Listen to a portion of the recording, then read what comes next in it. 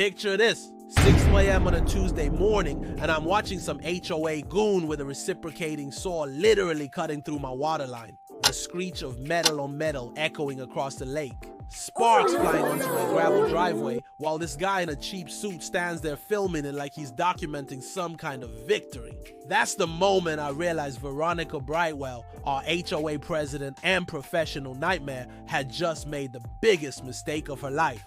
See, I'm Garrett Thornfield, spent 40 years designing water systems for this entire county. Just wanted to retire peacefully in my lakefront cabin, the place where I scattered my wife Martha's ashes. But Veronica decided my rustic property was bringing down her precious neighborhood values. She had no idea that every drop of water flowing into her $800,000 McMansion had to pass through pipes I legally controlled. Now, before you start typing just sue her, trust me, I had something way more satisfying planned. What would you do in my situation, and where are you watching from? Drop a comment below. Let me back up and tell you how this whole mess started. 3 months earlier, I was living the retirement dream. Every morning, I'd walk down to my dock with a steaming cup of coffee, breathing in that crisp mix of pine needles and lake water that money can't buy. The crunch of gravel under my boots, the weathered cedar siding that needed paint but had character. This wasn't some fancy resort. This was home. Martha and I had found this 1960s cabin during our last anniversary trip. She fell in love with the loons calling at dawn, the way morning mist danced off the water. After 40 years of managing municipal water systems for Clearbrook County, designing every major pipeline, troubleshooting pressure problems that stumped other engineers, I figured I'd earned some peace. Martha passed 2 years ago. Cancer. I scattered her ashes from that dock on a morning just like the ones we'd shared for 37 years of marriage. The cabin was supposed to be our sanctuary. After she died, it became my lifeline to sanity. Enter Veronica Brightwell. Picture the most entitled person you've ever met. Multiply that by 10. Then give her a law degree and an $800,000 lakefront McMansion. That's Veronica. Drives a white BMW that she parks diagonally across 2 spaces, always dressed like she's heading to court, even when she's just checking her mailbox. And that clipboard, sweet mercy, that woman treats a clipboard like other people treat Holy Scripture. For 8 years, she'd run the Whisper Lake Estates HOA like her personal F-tome. 12 board members, but let's be honest, they were more like her royal court, nodding along to whatever decree she issued that week. The first time I saw her in action was at a community barbecue. Some poor guy's sprinkler was watering his driveway along with his lawn. Honest mistake happens to everyone. Veronica marched over there with her clipboard, actually wrote him a citation, and announced loudly enough for everyone to hear that property maintenance standards exist for a reason. I should have known right then I'd be in her crosshairs. The trouble started when I attended my first and what I thought would be my last HOA meeting. Figured I should be neighborly. You know, biggest mistake of my retirement. The moment I walked into that community center, Veronica's eyes locked onto me like a radar system targeting an incoming threat. "Oh," she said, not bothering to hide her disdain. "You must be the gentleman with the rustic cabin." "Rustic?" She said it like I was harboring a methamphetamine operation. The meeting was everything you'd expect from a power-hungry control freak with too much time on her hands. 45 minutes about proper mailbox heights, another 20 about unauthorized bird feeders attracting undesirable wildlife. Then came the moment that changed everything. "We need to address water usage compliance," Veronica announced, pulling out a thick folder that looked official but smelled like complete fabrication. Properties built before 1985 are required to limit consumption to 200 gray. This regulation protects our community aquifer from depletion. Her eyes found mine across the room. "Some residents are using well water and lake access, which constitutes a double violation of our conservation covenant."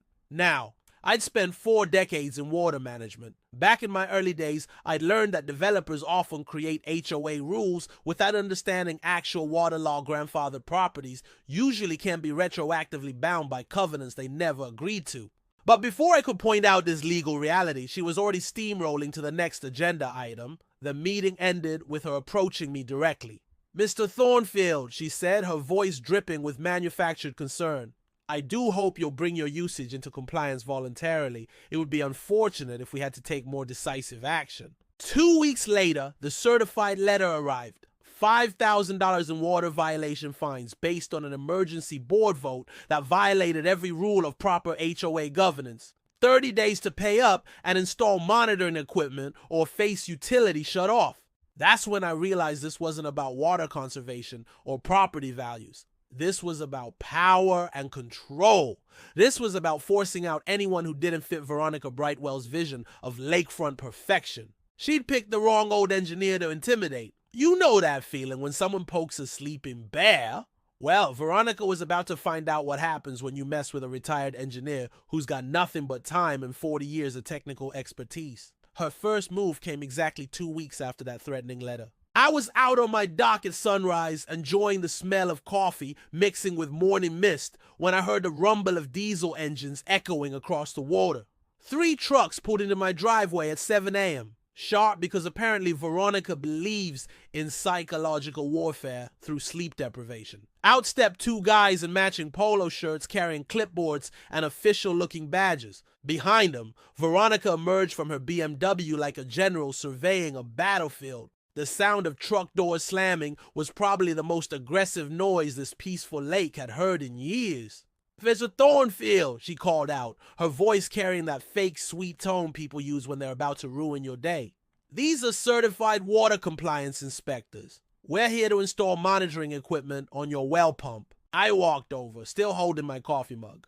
"Morning, Veronica. You got a warrant for that?" She actually pulled out a laminated document. This woman laminated everything like she was preserving historical artifacts. "The HOA covenant grants us access rights for utilities inspection. It's all perfectly legal. Now I'll read that covenant front to back after her little meeting stunt." What she was waving around was about as legally binding as a grocery list, but her inspectors were already unloading power tools and heading toward my well house. For the next hour, I got to listen to the delightful sound of drilling and hammering while these jokers installed flow meters on equipment they clearly didn't understand. The older guy kept looking at my pressure tank like it was some alien technology. The younger one actually asked if I knew where the water came out. I spent 40 years fixing problems caused by exactly this kind of amateur hour nonsense. While they worked, my neighbor Hazel Murphy shuffled over with a thermos of coffee and that look old-timers get when they've seen this movie before. Hazel's been on this lake since the 1970s. Survived 3 hurricanes, 2 economic crashes, and apparently multiple HOA presidents. "She's done this before," Hazel whispered, glancing toward Veronica, who was supervising the installation like she was launching a space mission. "Remember the Kowalski family? Nice Polish couple lived in that blue cottage where the Hendersons are now." Veronica pulled the same routine bogus violations. Harassment made their lives miserable until they sold. That's when the pattern became clear. This wasn't random tyranny. This was systematic. Veronica had turned HOA harassment into an art form, targeting anyone whose property didn't match her vision of luxury lakefront living. But here's where she made her first tactical error. See, back when I started in municipal water systems, I learned something important. Always research your opponent before engaging. So that afternoon, I drove down to the county courthouse and spent 3 hours digging through property records, HOA and corporation documents, and covenant filings. What I found was beautiful in its simplicity. The Whisper Lake Estates HOA was incorporated in 1987. My cabin was built in 1963, 24 years before this neighborhood association even existed. Under state property law, grandfathered properties cannot be retroactively bound by covenants they never agreed to sign. Veronica's entire legal foundation was built on quicksand. I spent that evening drafting a response letter citing specific statutes and case law, professional, polite, and legally bulletproof. I demanded immediate removal of their monitoring equipment and cessation of all harassment based on invalid covenant claims. The next morning, I hand-delivered copies to every member of the HOA board, the county water authority, and Veronica's law firm. Certified mail, return receipt requested. Because if there's one thing 40 years in municipal government teaches you, it's the importance of proper documentation. Veronica's response came faster than I expected. Instead of backing down like any reasonable person would when faced with actual legal facts, she doubled down with the kind of spectacular overreach that makes lawyers rich. Her next certified letter claimed my well pump was stealing groundwater from the community aquifer and threatened to file complaints with the county environmental agency. This woman apparently thought she could outmaneuver someone who literally designed the county's water distribution system. You know that moment in chess when your opponent makes a move so obviously wrong that you have to double check the board to make sure you're not missing something. This was exactly that feeling. Veronica was playing checkers while I was setting up a chess problem she couldn't even see coming. The smell of diesel exhaust from her contractors was still lingering in my driveway when I realized something important. This wasn't going to end with legal letters and bureaucratic procedures. Veronica Brightwell had declared, "War on the wrong retiree. Time to show her what 4 decades of water system expertise could accomplish when properly motivated." If Veronica thought I'd roll over after her groundwater theft accusation, she was about to learn that retired engineers don't retreat. We regroup and counterattack with precision. Her next move was pure small-town politics at its ugliest. While I was visiting my sick brother in Tampa for a week, she organized what she called an emergency community meeting about water thieves endangering our neighborhood. The timing wasn't coincidental. Veronica had been watching my comingings and going like a surveillance operative. I found out about the meeting from Hazel, who called me while I was sitting in the hospital waiting room. "Garrett, honey, you need to know what that woman's been up to. She's got half the neighborhood thinking you're some kind of environmental criminal."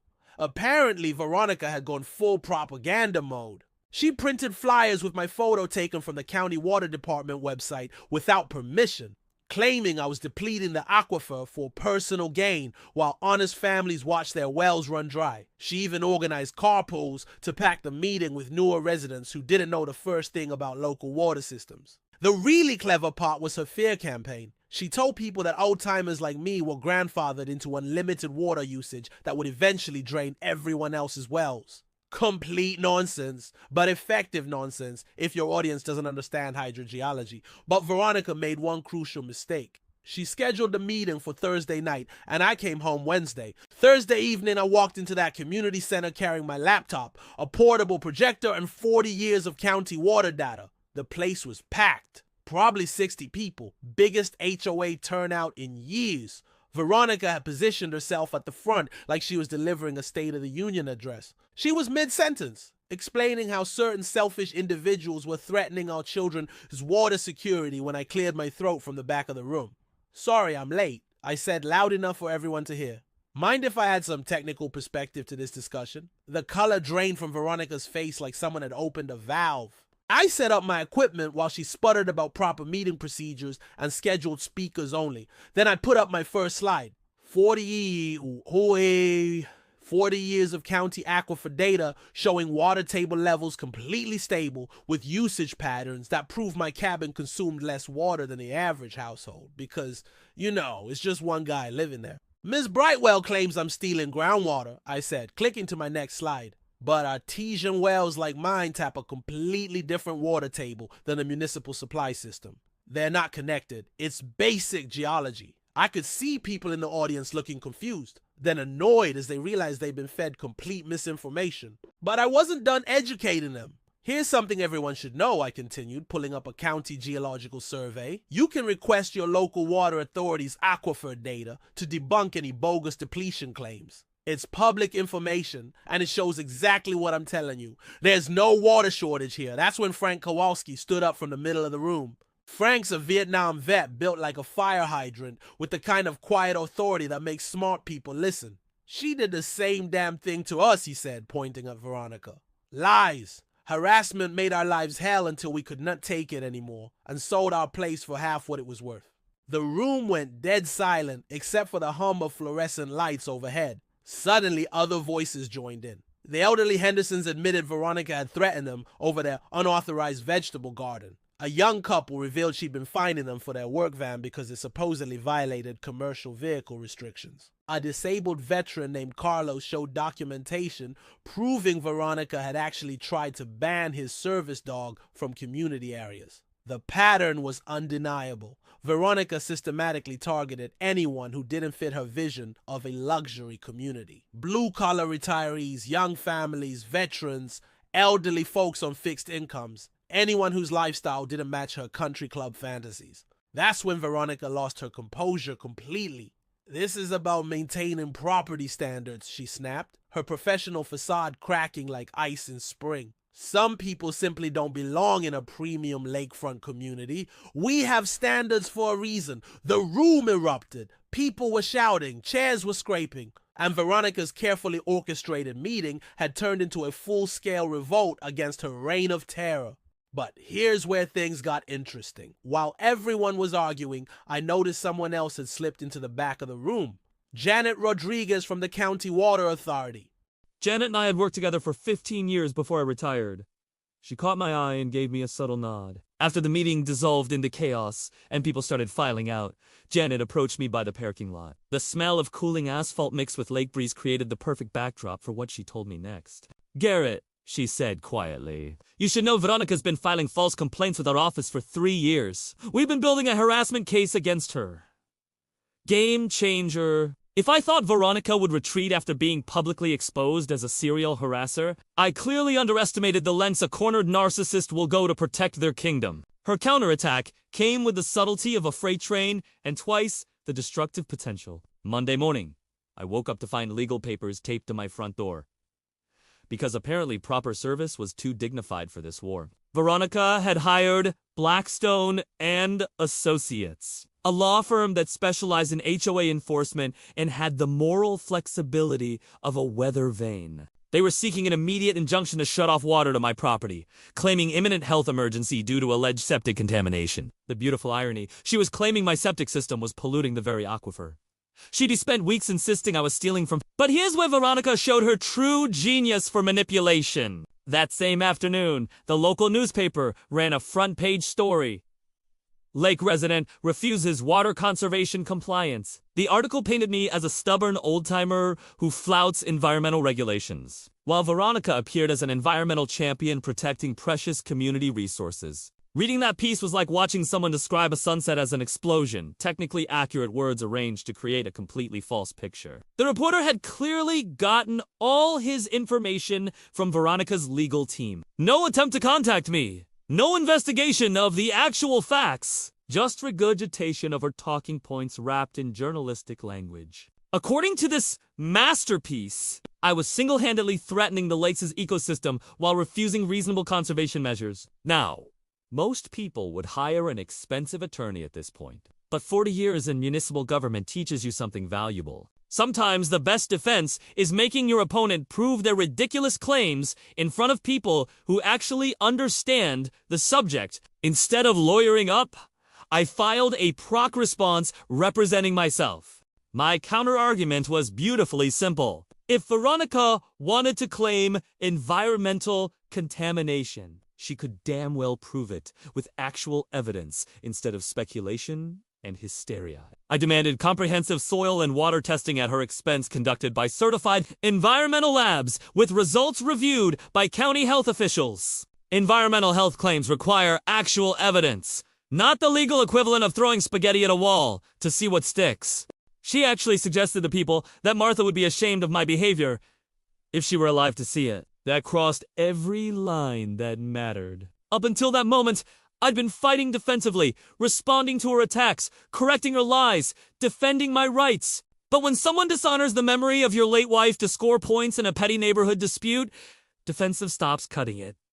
Time to go on the offensive. You know, that moment in every great story when the underdog discovers they've been holding the winning hand all along. Well, mine came at 2 a.m. on a Tuesday, sitting at my kitchen table with a cup of cold coffee and a pile of legal documents that would change everything. I'd been reviewing property surveys for my legal defense, cross-referencing boundary lines and easement records when something caught my eye. A small notation on my original 1963 deed that I'd never paid attention to, including perpetual easement rights for water infrastructure, maintenance, and access. Most people would have glossed right over that bureaucratic language. But when you've spent 40 years designing municipal water systems, phrases like perpetual easement rights light up in your brain like neon signs. I pulled out the County S infrastructure maps, documents ID helped create back in the 1980s when we modernized the whole lakefront water system. The sound of papers rustling filled my quiet kitchen as I spread survey maps across the table, tracing water lines with my finger. That's when I saw it. The beautiful, perfect, absolutely delicious irony of the situation. The main water line serving every single house in Whisper Lake Estates, all 47 properties, including Veronica's $800,000 McMansion, ran directly through my property. Not near it, not around it, but straight through the middle of my land, following an easement that had been established before most of these fancy houses even existed. Here's how it worked. Back in the early 1960s, when this lake was just wilderness and fishing cabins, the county needed to run water service to the scattered properties. The most efficient route from the county main line required crossing several private lots. My predecessor, a civil engineer named Bill Ricks, who built my cabin, had surveyed the entire project and negotiated easement rights that gave him legal authority over the infrastructure. Those rights transferred with the property deed, which meant that for 24 years, I'd unknowingly held legal control over the water supply to an entire neighborhood. Utility easements often grant surprising legal powers to original grantees. Powers that can override HOA authority, municipal regulations, and even some state laws. The guy who builds the road gets to control access to the road. It's basic property law that most people never think about until they need it. The delicious irony was breathtaking. Veronica had spent months threatening to cut off my water when I actually held the legal authority to shut off hers. Every drop of water flowing into those million-dollar homes had to pass through pipes on my property under easements I controlled. It was like watching someone threaten to ground their own parent. I spent the rest of that night researching easement law, confirming what I suspected. Under state property law, easement holders can restrict access for safety reasons, maintenance requirements, or violation of easement terms. I had the legal right to shut down the entire water system for infrastructure inspection whenever I deemed it necessary. But here's the thing about 40 years in public service. You learn that power without responsibility is just bullying. I could have called the county water department the next morning and shut off service to the entire HOA out of spite. Nuclear option, immediate satisfaction, total victory. Instead, I decided to use this leverage more strategically. The smell of fresh coffee and morning lake air drifted through my kitchen windows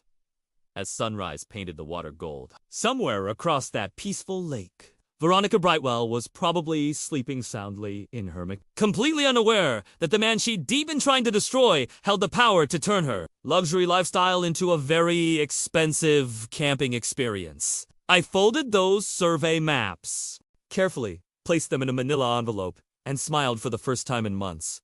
Time to teach a lesson in respect. Lesson: the thing about being an engineer is that you never rush into action without a proper plan. And after discovering I held the keys to Veronica's entire water kingdom, I needed to assemble the right team and execute this with surgical precision. My first call went to Janet Rodriguez at the County Water Authority. We'd worked together for 15 years. And if anyone understood the legal implications of utility ease, it was Janet. She agreed to meet me for coffee at Mabel's Diner, the kind of place where locals go to avoid tourists and HOA presidents. "Garrett," she said, sliding into the booth across from me, "I've been waiting 20 years for someone to take Veronica down a few pegs. What do you need?" The aroma of bacon grease and coffee mixed with the excitement of conspiracy planning. As I spread the easement documents across the table, Janet's eyes widened as she studied the survey maps. "Sweet mother of pearl," she whispered.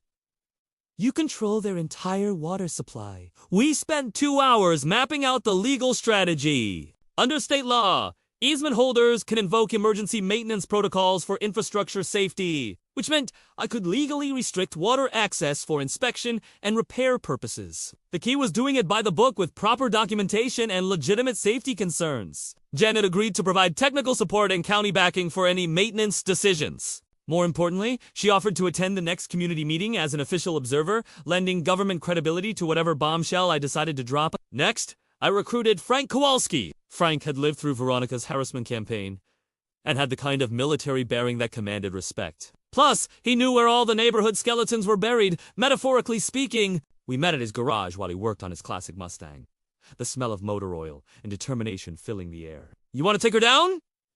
he asked, not looking up from the engine. "Count me in!" That woman destroyed my family's peace of mind. Frank's role was intelligence gathering and community coordination. He had contacts among the old-timers who remembered the original lake development. And he could organize support without tipping off Veronica's spy network. Hazel Murphy became our communications hub. At 78, she had the perfect cover of being a harmless old lady. But she ran the neighborhood gossip network like a CIA operation. Her house became our unofficial headquarters with the added benefit of apple pie and strategic planning sessions.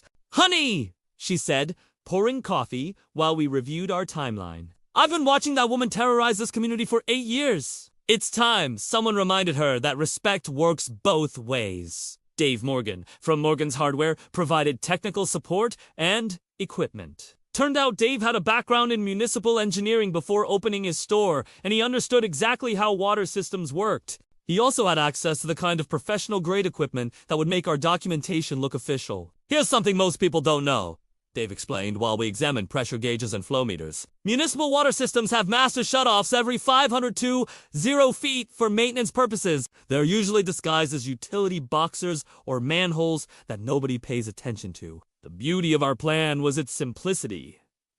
We weren't going to sabotage anything or cause actual harm. Instead, we invoke legitimate maintenance protocols that would demonstrate exactly who held the real power in this neighborhood dispute." Our research revealed that Veronica had never bothered to check the original infrastructure easements when she bought her property. Title insurance companies are required to provide copies of all easement documents, but most people never request them. Big mistake when you're planning to wage war against your neighbors. We spent 3 weeks preparing documentation that would satisfy any legal challenge. County Water Department inspection forms, infrastructure safety checklists, maintenance scheduling protocols.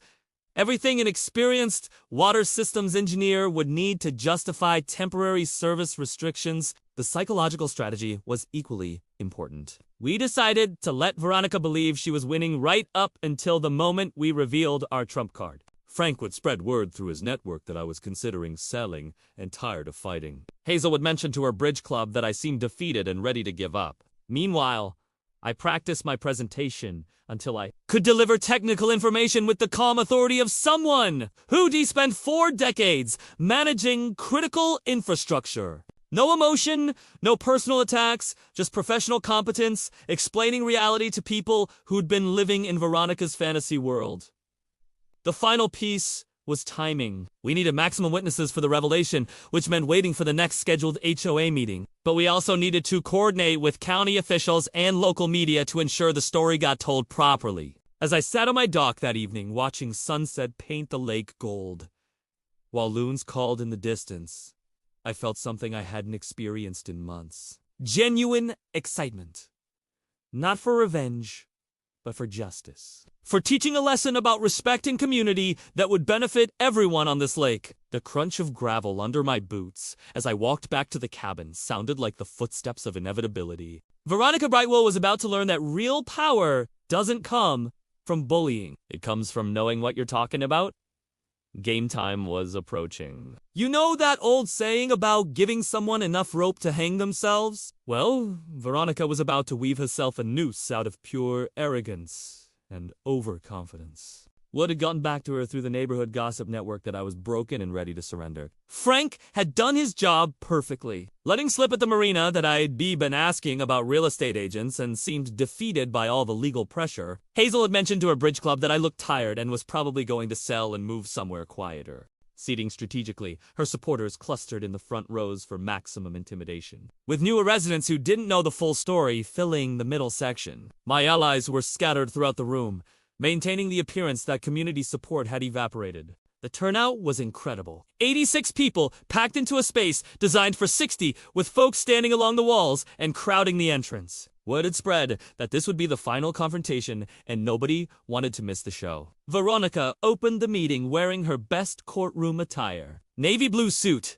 pearl necklace, and that clipboard held like a scepter of authority. She'd prepared what sounded like a victory speech, complete with references to protecting our community's future and the importance of standards and maintaining property values. "Tonight," she announced, her voice carrying the satisfaction of someone who believed they'd already won, We finalized the water usage enforcement action that will set a precedent for responsible environmental stewardship in our community. She gestured toward me with theatrical concern. Mr. Thornfield has indicated his willingness to comply with all regulations and bring his property into alignment with community expectations. This represents a victory for every family that calls Whisper Lake Estates home. The crowd murmured approval exactly as she'd choreographed. Her supporters nodded sagely while the newer residents looked relieved that the troublemaker had finally been brought to heel. That's when she made her fatal mistake. Before we formalize this resolution, Veronica continued, pulling out what looked like an official water termination order, I want to demonstrate our authority to take decisive action when community standards are threatened. She signaled to her handyman, who produced a large wrench and headed toward the door. We have the legal right and community responsibility to shut off water service to properties that refuse to comply with conservation regulations. The room fell silent except for the whir of camera motors and the scratch of pens on notepads. Veronica was about to order the physical disconnection of my water service in front of 86 witnesses and 3 different media outlets. Any final comments before we proceed? She asked, looking directly at me with barely concealed triumph. I stood up slowly, pulling my briefcase onto the table with the careful movements of someone much older and more defeated than I actually felt. Well, I said, my voice barely above a whisper, there is one small technical detail we should probably discuss first. Veronica's smile widened. She was expecting my surrender speech. Instead, I opened my briefcase and pulled out the laminated survey documents, the county water department letterhead, and the easement records that Janet Rodriguez had helped me organize into an impressive presentation package. Has anyone here actually checked who controls the water line you're threatening to shut off? I asked, my voice suddenly stronger and more professional. The silence stretched long enough for people to start shifting uncomfortably in their chairs. Veronica's confident expression began showing the first cracks of uncertainty. I unfolded the survey map across the table, the sound of paper rustling amplified by the room's sudden attention. According to county records filed in 1963 and confirmed by the Water Authority this week, I hold perpetual easement rights over the main water line serving this entire neighborhood. You could have heard a pin drop on carpet. Miss Brightwell, I continued, pulling out my retired county water department badge and placing it next to the documents. You've spent months threatening to cut off my water! But here's the thing. I designed this system 35 years ago. Every pipe, every valve, every pressure regulation point. The handyman with the wrench had stopped moving toward the door and was staring at me like I just announced I was actually Superman. The water line serving all 47 properties in this HOA runs directly through my land under easements that give me legal authority over maintenance, access, and emergency shutoffs. I looked directly at Veronica, whose face had gone pale as fresh snow. You want to shut off my water? That's interesting, because as of Monday morning, I'll be conducting a comprehensive safety inspection of the entire system. County regulations require a 72-hour service interruption for proper testing. The beautiful irony hung in the air like morning mist over the lake. Ms. Bright, you don't control my water. I control yours. The silence that followed my revelation was the kind of dead quiet you only hear right before something explosive happens. 86 people holding their breath. While the implications of what I just said sank into their collective consciousness, Veronica took the bait like a hungry bass hitting a perfectly presented lure. Instead of declaring victory quietly and moving on to her next target, she decided to make a public spectacle of my supposed defeat. She called an emergency HOA meeting for the following Thursday, ostensibly to formalize water usage enforcement actions, but really to parade my surrender in front of the entire community. But here's where her ego got the better of her strategic thinking. She invited county officials to witness what she called effective environmental enforcement. She contacted the local newspaper to document her successful protection of community resources. She even arranged for the cable access TV crew to film the meeting for posterity. Veronica Brightwell was about to create the most thoroughly documented case of public humiliation in HOA history. The harassment campaign leading up to the meeting was relentless and increasingly desperate. Anonymous complaints started flooding the county about my property noise violations for my morning coffee routine, health hazards from my vegetable garden, environmental concerns about my bird feeders attracting disease-carrying wildlife. Someone cut my phone line on Tuesday night! I caught it on the security camera Dave Morgan had helped me install. A figure in dark clothing with bolt cutters working by flashlight. The footage wasn't clear enough to identify the person, but the timing was awfully convenient for Veronica's narrative about my deteriorating mental state. Wednesday morning brought a code enforcement officer to my door, responding to complaints about structural safety violations and potential health hazards. The poor guy looked embarrassed as he explained he was required to investigate every complaint, even obviously frivolous ones. "Mr. Thornfield," he said, checking items off his clipboard with the enthusiasm of someone doing homework. "I'm supposed to inspect your septic system, electrical panels, and structural integrity based on anonymous reports of dangerous conditions." I made him coffee while he did his inspection, chatting about his job and the ridiculous complaints he had to investigate. Turned out he'd been getting 3 to 4 calls a week about my property for the past month, all from the same phone number, though the caller refused to identify herself. The inspection revealed what any sane person would expect. A well-maintained cabin with modern electrical, a properly functioning septic system, and structural integrity that could probably survive another 60 years. He wrote, "No violations found on every line of his report," and apologized for wasting my time. Meanwhile, Veronica was making the rounds of newer residents, painting herself as the defender of property values against my disruptive presence. She held informal coffee meetings in her living room, showing selected photos of my property that made it look shabby compared to the manicured lawns of the McMansion crowd. Her masterstroke was the press release she sent to local media. HOA successfully resolves water conservation dispute through firm community standards enforcement. According to her version of events, I had agreed to comply with all regulations and would be bringing my property into alignment with community expectations. Complete fiction! But she was so confident in her victory that she was already writing the history books.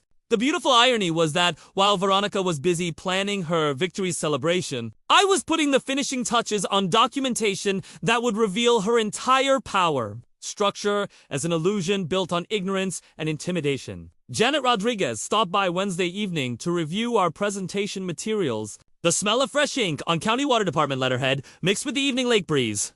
As we went through our checklist, one final time. "You know," she said, organizing the official documents that would legitimize everything we were about to do. "In 30 years of water management, I've never seen someone dig their own grave this thoroughly." She's invited every official witness she could think of to watch her get publicly humiliated. That night, I sat on my dock with a glass of wine, listening to the loon's call across water that reflected stars like scattered diamonds. Tomorrow, I would walk into that community center looking like a defeated old man, ready to surrender. I would let Veronica have her moment of triumph. Let her commit fully to her narrative of dominance and control, and then I would show her what real power looked like. The crunch of gravel under my feet as I walked back to the cabin sounded different somehow, like the footsteps of justice finally catching up to someone who spent too long believing their own propaganda. Veronica Brightwell was about to learn that the most dangerous opponent is the one who lets you think you've already won. Thursday evening arrived with the kind of crisp autumn air that makes everything feel sharper, more vivid. Perfect weather for what was about to become the most spectacular public meltdown in Whisper Lake Estates history. I arrived at the community center 30 minutes early, carrying a worn leather briefcase that looked like it had seen better decades. Inside were the documents that would change everything. But from the outside, I looked like exactly what Veronica expected, a tired old man ready to wave the white flag. Veronica had transformed the meeting into a multimedia production. She'd brought a locksmith, a water system technician, who looked suspiciously like the handyman from her property management company, and enough official-looking paperwork to stock a small law office. The local newspaper photographer was setting up equipment while the cable access crew tested their cameras. She'd even arranged the... Veronica's face went through a spectacular range of emotions. Confusion, disbelief, panic, and finally, a desperate anger that made her voice crack when she tried to respond. That's impossible, she stammered, her professional composure evaporating like steam. HOA authority supersedes individual property rights. You can't just... This is ridiculous! Janet Rodriguez stood up from the back of the room, her county water department uniform lending instant credibility to the proceedings. Actually,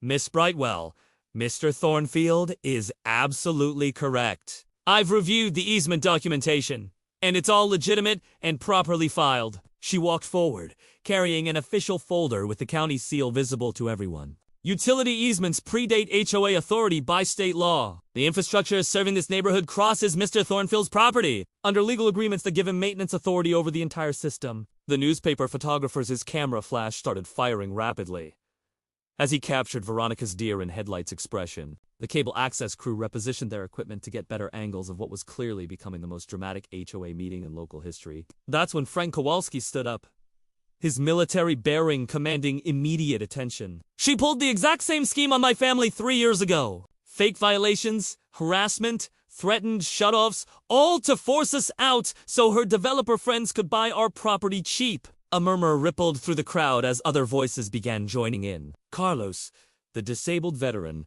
held up a thick folder. I've got documentation going back 5 years. She has been systematically targeting anyone who does UNT fit her vision of what this community should look like. The elderly Henderson couple stood together, their voices shaking with emotion. She'll find us for growing tomatoes in our backyard, said vegetable gardens were incompatible with lakefront aesthetics. What started as isolated testimonies became an avalanche of grievances, as more and more residents found the courage to speak up. Veronica had created so many enemies over the years that half the room had personal horror stories to share. But Veronica wasn't finished. Desperate people do desperate things. And she launched into a counterattack that revealed just how far she was willing to go to maintain control. This man is clearly suffering from grief-induced mental instability, she shouted, pointing at me with a trembling finger. His wife's death has obviously affected his judgment. He's dangerous to this community. The room went dead silent again,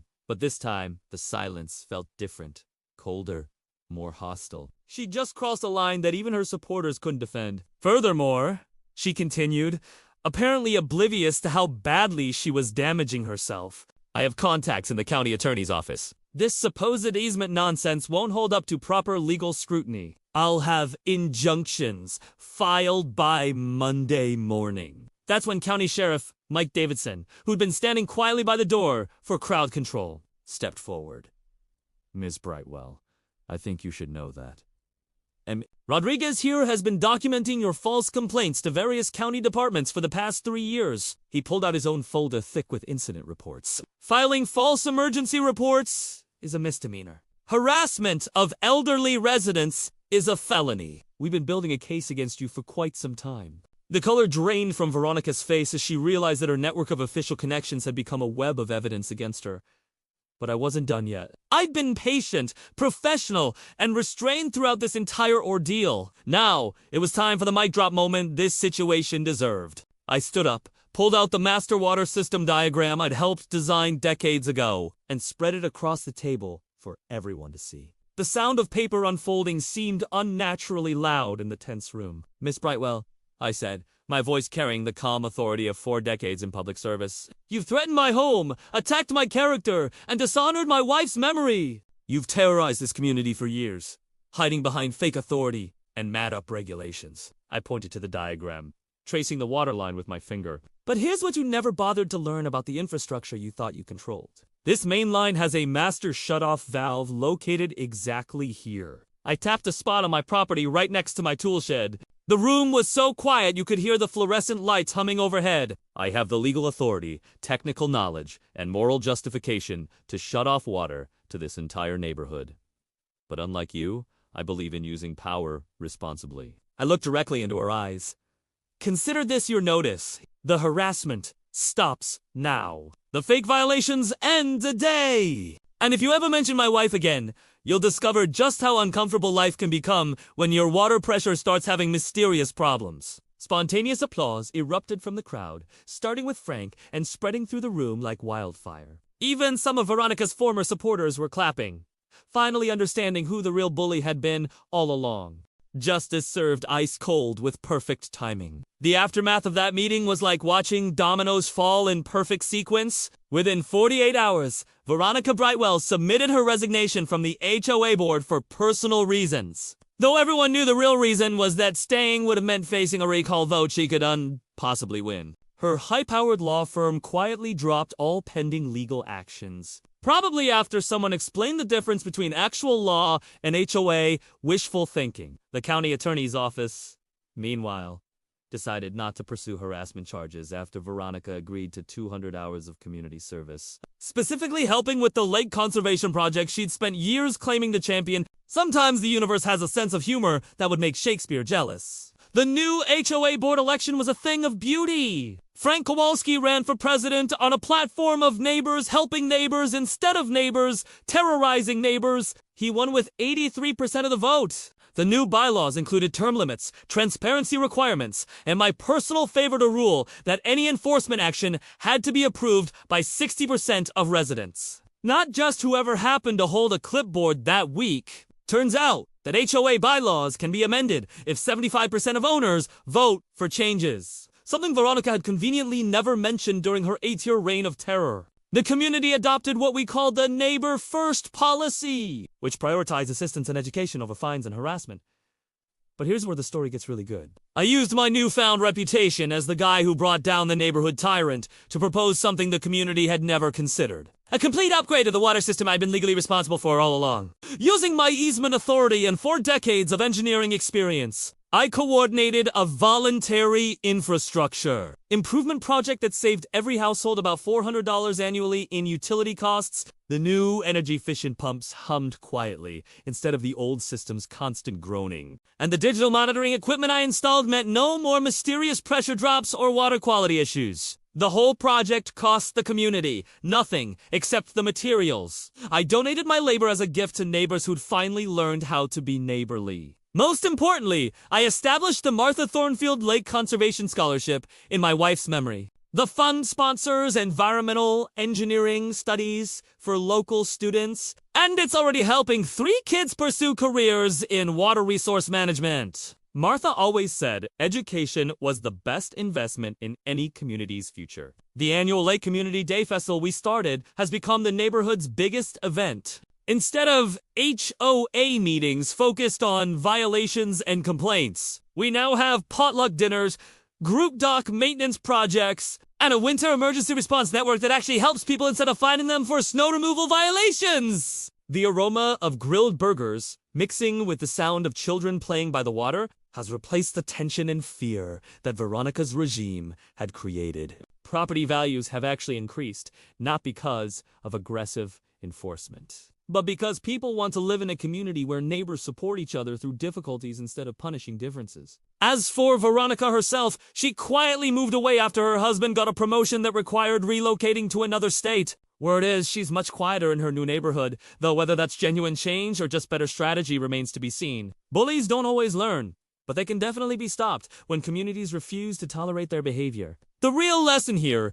isn't about water rights or HOA politics. It's about standing up to people who use authority to intimidate others. Every homeowner should read their property deed and understand utility easements because knowledge really is power when someone tries to push you around. But more than that, communities are strongest when they protect members who are struggling, not when they attack people for being different. I'm back to my morning routine now. Coffee on the dock at sunrise, listening to loons call across water that reflects a sky full of possibilities. The cabin that Veronica tried to force me out of has become the heart of a community that learned how to care about each other again. And every morning when I scatter birdseed for the undesirable wildlife that brings this lake to life, I remember Martha's favorite saying, "Kindness is a choice, but so is cruelty. Choose wisely." So here's my challenge to you. Drop a comment sharing your own HOA horror story. You're not alone. And sometimes all it takes is one person willing to stand up to change everything. Hit subscribe if you want to hear about the time my neighbor tried to claim ownership of my driveway using adverse possession law. That's next week's story. And trust me, it gets even more ridiculous than this one. You've been watching HOA stories. We're entitled Karens Get a Reality Check. If this episode gave you secondhand rage or satisfaction, hit that like, leave your take in the comments, and subscribe so you're the first in line for more weekly HOA